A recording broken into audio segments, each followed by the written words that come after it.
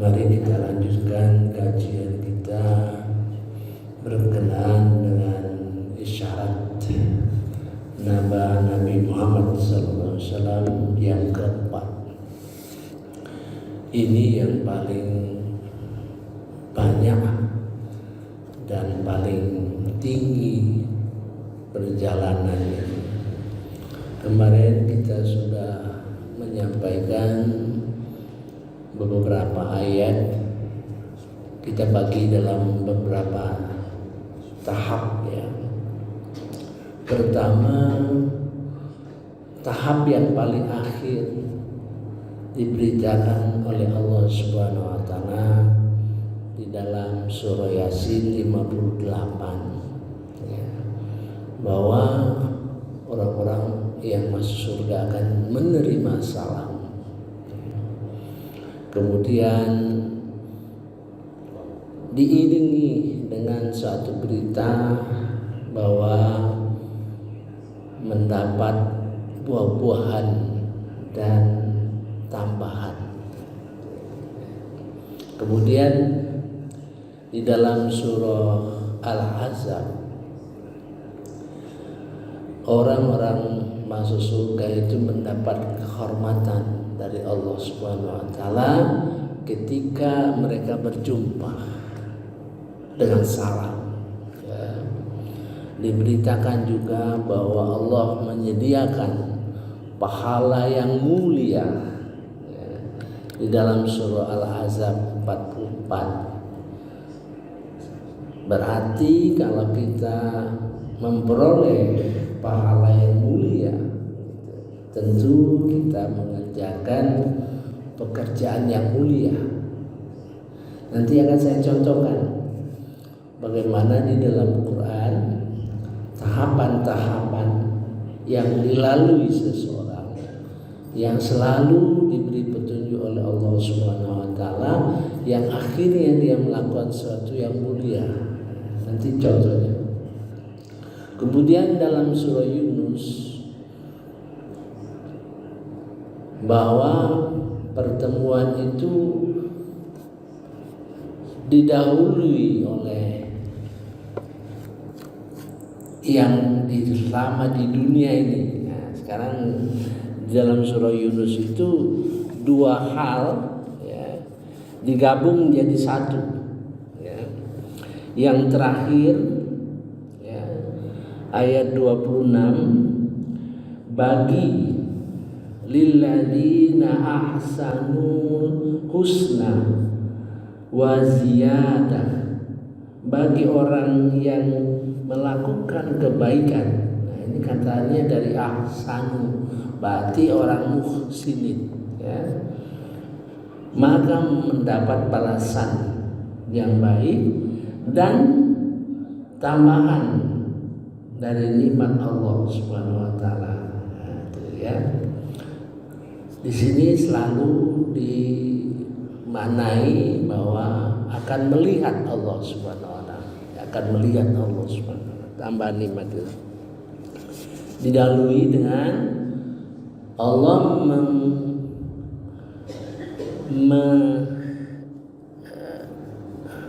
menyeru, wallahu yad'u ila daris salam, menyeru kepada rumah yang aman, artinya rumah di surga ya, di surga.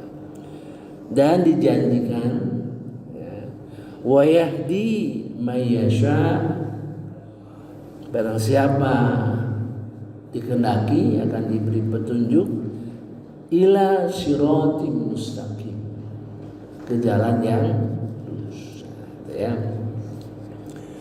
Kemudian itu perlu ya, perlu sekarang mulai ya, kita melakukan sesuatu yang sekarang kita mulai di dalam surah Al-An'am ayat 125 ayat 125 mengenai barang siapa yang dikehendaki Allah akan mendapat hidayah petunjuk, dia akan membukakan dadanya untuk menerima Islam. Ya, bisa diartikan dua, menerima agama Islam dan menerima segala pelajaran, pengetahuan mengenai keselamatan. Ya. Nah ini kalau tadi kan akan diberi petunjuk ya ke jalan yang lurus. Nah, petunjuknya apa? Dengan membukakan hati, dada lapang, jadi tidak sempit. Suka mendengar orang-orang yang menjelaskan berbagai pengetahuan, suka menghadiri majlis taklim, ya, sehingga dia menambah ilmu semakin banyak gitu, ya. Nah, kemudian diceritakan juga bagaimana akhirnya orang ini selama di dunia ini dengan menjalani petunjuk-petunjuk yang disampaikan oleh Allah Subhanahu wa taala, yaitu di dalam surah Az-Zumar, ya, titik akhir perjalanan hati yang terbuka, ya. Di dalam surah Az-Zumar ayat 22. Kalau di dalam surah Al-An'am dia memakai fi'il madhi yang akan datang. Kalau di dalam surah Az-Zumar ayat 22 dia pakai fi'il madhi, fi'il yang sudah dan pasti. Nah, gitu ya.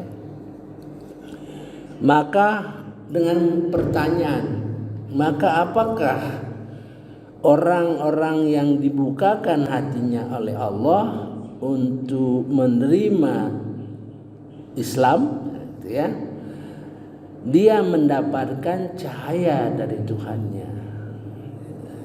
Artinya kalau tadi kan baru membuka itu dibukakan hatinya, ya, jadi dia lapang dada. Nah sekarang memperoleh cahaya, ya. Afaman syarikhallah sadrahu lil Islam, ya.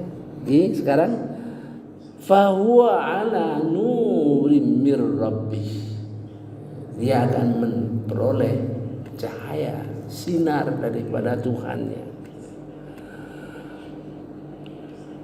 Fawailul lil qasiyah qulubuhum min zikrillah, celakalah orang yang hatinya keras, ya, membatu dari mengingat Allah. Nah, ini cara Allah menyampaikan itu secara efisien, ya, langsung yang negatif dicampur dengan yang positif, sehingga yang positif kita bisa tahu, oh orang celaka yang hatinya membeku, hatinya membatu.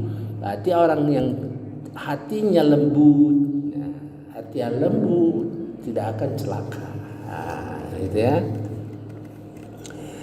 Nah, digambarkan pula di sekitar ayat ini dua hal. Pertama mengenai Al-Quran, ya, orang yang paham Al-Quran, ya. Allah telah menurunkan perkataan yang baik, paling baik, yaitu Al-Quran, yang serupa ayat-ayat lagi berulang-ulang, ya, gemetar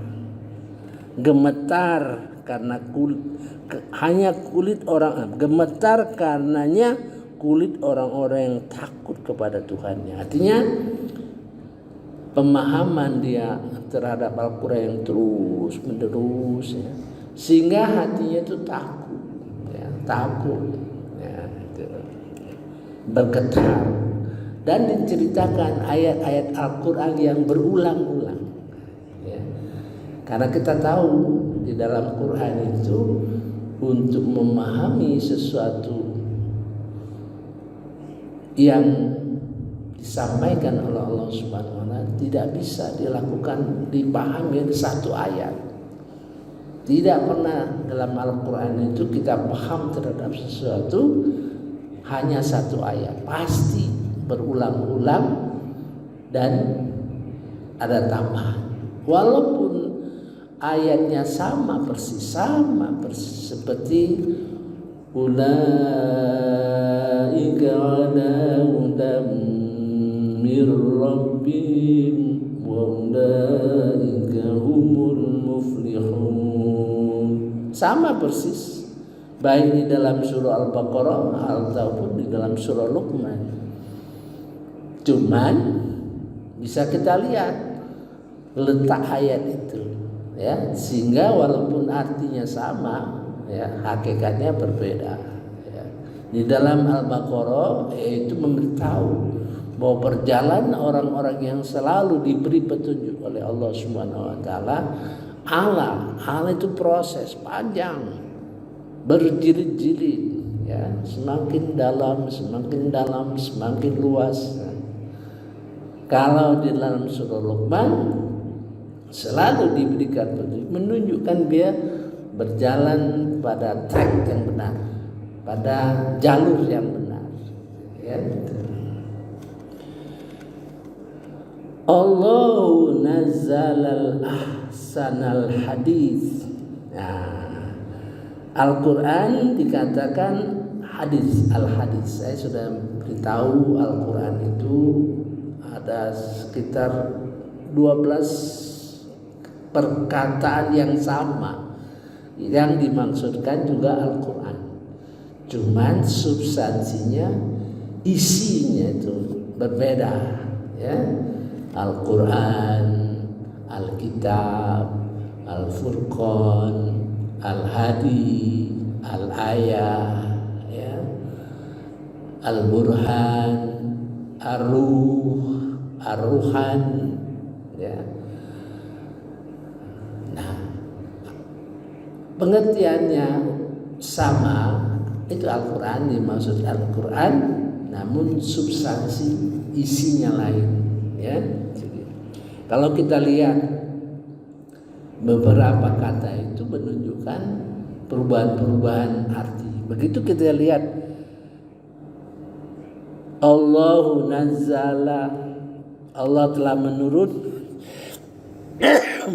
ahsanal hadis, isi Quran, ya, isinya itu, ya, yang baik, yang mulia.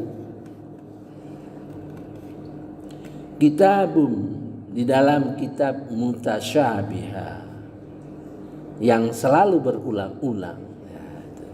Jadi dia memberitahu bahwa kita itu mempelajari Quran itu selalu mengkoneksi, ya, menghubungkan satu ayat dengan ayat yang lain, sehingga pemahaman Al-Quran itu tidak akan meleset, ya. Al-Quran itu tidak akan nyimpang, ya, apabila kita pahami, kita kumpulkan ayat-ayat yang berhubungan satu sama lain, ya, sehingga artinya itu saling menguatkan dan tidak akan menyimpang, ya. Kemudian terhadap kehidupan di akhir ceritanya itu terhadap kehidupan digambarkan dalam ayat 21. Apakah engkau memperhatikan Allah menurunkan air dari langit, lalu diaturnya menjadi sumber-sumber air di bumi? Kemudian dengan air itu ditumbuhkannya tanam-tanaman yang bermacam-macam warnanya, kemudian menjadi kering. Menjadi kering. Ini kalau kita menemukan ayat menceritakan air dari langit, itu dipahami dua. Secara nyata ya memang air, memang hujan, gitu ya. Tapi secara maknawi artinya Al-Quran selalu dekat dengan cerita Al-Quran, ya, gitu ya. Jadi Al-Quran itu ya sama seperti air, diturunkan dari sumber-sumber, dialirkan melalui yang berbeda-beda, sungai-sungai, kelokan-kelokan, ya. Nah, di sini menggambarkan bagaimana kehidupan kita semakin tua, ya, semakin kering, ya. Semakin umur kita tua itu semakin kering, ya. Digambarkan lalu menjadi kering, lalu engkau melihat kekuning-kuningan, kemudian dijadikannya hancur berderai-derai. Sungguh pada yang demikian terdapat pelajaran bagi orang-orang yang mempunyai akal sehat. Sekarang perjalanan ya, menemukan perjalanan. Tadi memberi pelajaran kepada kita hati yang lapang, hati yang bersemangat, ya, untuk belajar. Nah, diceritakan akhirnya kalau seandainya berhasil akan mendapat cahaya dari Tuhannya. Sekarang perjalanan kita dicontohkan, ya, bagaimana pada saat dicontohkan di dalam ayat 122 ya. Ini ayat ini turun, ya. Ibnu Abbas menuturkan bahwa kedua ayat ini diturunkan sehubungan dengan Umar bin Khattab dan Abu Jahal, ya. Kemudian Rasulullah pernah berdoa, ya Allah, kuatkanlah agama Islam ini dengan masuknya Umar bin Khattab dan Abu Jahal, ya. Namun doa itu dikabulkan oleh Allah. Hanya yang masuk Islam itu Umar bin Khattab. Ini dalam rangka menguatkan agama Islam berkembang dan tumbuh. Nah, dua ayat 102 dan 123 ini, ya. Dan apakah yang sudah mati lalu kami hidupkan? Nah, di sini hati yang mati itu biar orang itu hidup, tapi kalau hatinya tidak mengerti, tidak memahami Al-Quran, tidak peduli dengan Al-Quran, disebut hati yang mati. Hati yang mati itu hati yang tidak tersentuh dengan Al-Quran, ya. Jadi banyak mayat-mayat hidup itu banyak, ya, karena orang itu tidak tersentuh dengan Al-Quran. Dianggapnya Al-Quran itu remeh, dianggap Al-Quran itu sekadar baca, ya. Afaman kana maitan, apa ataukah orang yang dia hatinya mati, ya, kemudian fa'ahyainahu, kemudian dihidupkan, seperti Umar bin Khattab itu kan tidak percaya kepada Nabi Muhammad SAW, kemudian percaya, ya. Kemudian dia berjuang, waja'alna lahu nuron, kemudian kami jadikan di dalam dirinya itu nur. Nah, begitu Umar bin Khattab masuk Islam, apa yang dilakukan dia? Yang pertama kali merubah dakwah Nabi dari sembunyi-sembunyi terang-terangan. Itu nur, ya, membuat dia berani, ya, karena nur tadi. Waja'alna lahu nuran yamshi bihi, dia berjalan di bumi, ya, finnas, di antara manusia. Jadi menjadikan kita itu berkarya di dunia ini begitu kita diberikan nur oleh Allah Subhanahu wa taala, maka kita akan berkarya di dunia ini. Hidup kita menjadi manfaat.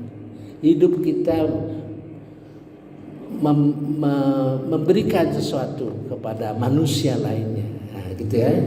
Seperti Umar, begitu Umar menjadi Islam, apa yang dirubahnya? Nabi berdakwah terang-terangan. Yang tadinya sembunyi-sembunyi. Itu karena Umar, ya. Nah, di dalam surah